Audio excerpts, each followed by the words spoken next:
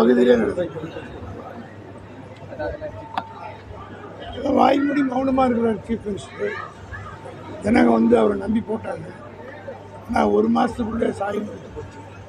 ஆக மிகுந்த இதுவரையில் தமிழ்நாடு காணாத அளவுக்கு வன்முறையும் பாலியல் குற்றங்களும் நடந்து கொண்டே இருக்கிறது.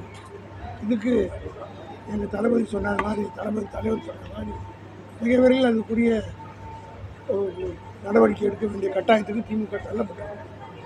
6 மாத காலத்திற்கு இந்த ஆட்சியை பற்றி நாங்கள் எந்த விதமான கருத்து தெரிவிக்க மாட்டோம்னு சொன்னோம். ஆனால் நடக்கிறத பார்த்தா தாங்கிக்க முடியல. ஆட்சி சாதனை செய்யறதுக்கு 6 மாதம் டைம் கொடுக்கணும். ஆனால் வேதனைகள் பற்றி பேசாமல் இருக்க மாட்டோம்னு சொல்லுங்கள். டெய்லி ஒரு வேதனை நடக்கும்.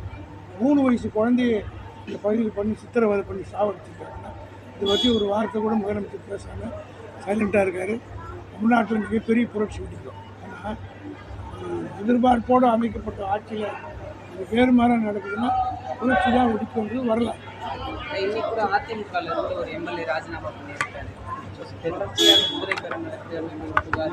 இது கேவலமான ஒரு தமிழ்நாட்டில் இப்படி ஒரு கேவலம் நடந்ததே கிடையாது. இந்த மாதிரி தயாராம்ன்றது தமிழ்நாட்டு மக்களுக்கு தெரியாது. ஒரு கட்சியில் ஜெயிச்சுட்டு ஒரு மாதம் கூட ஆகல இதுக்குள்ளே மாறுறாங்கன்னா இந்த மாதிரி கேவலமான அரசியலை இப்போ தான் ஆரம்பிச்சிருக்கிறாங்க. ஆனால் திராவிட முன்னேற்ற கழகம் இதெல்லாம் பார்த்து வேடிக்கை சும்மா இருக்காது. 75 ஆண்டு காலத்தை இந்த இயக்கம் பல புரட்சிகளை தமிழ்நாட்டில் செய்திருக்கு. இதுக்கும் ஒரு முடிவு.